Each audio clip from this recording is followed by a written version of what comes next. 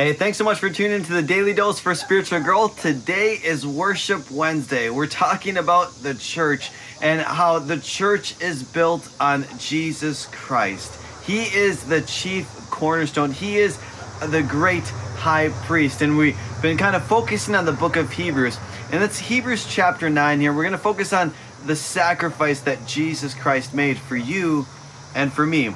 And in chapter 9, and starting in verse 11, it says, "But when Christ came as the high priest of the good things that are now already here, he went through the greater and more perfect tabernacle that is not made with human hands, that is to say, is not a part of this creation. He did not enter by means of the blood of the goats or calves, but he entered the most holy place once for all by his own blood, thus obtaining eternal redemption."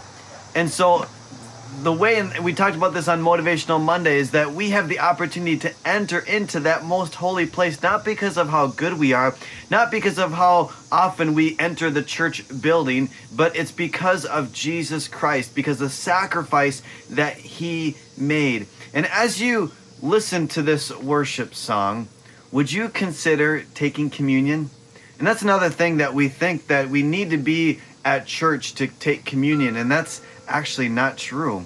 Taking communion is symbolic, remembering the sacrifice that Jesus Christ made for you personally. So would you consider just taking a cracker, taking some water, juice, whatever it may be? What the symbols are, it doesn't matter. It's the why behind you're doing it, and the reason you are doing it, to remember the sacrifice that Jesus Christ made for you personally. So may God bless you as you worship him today and remember the sacrifice that he sent his son Jesus to die for you. Hey, thanks so much for tuning in. Make sure to check out tomorrow for another Daily Dose for Spiritual Growth.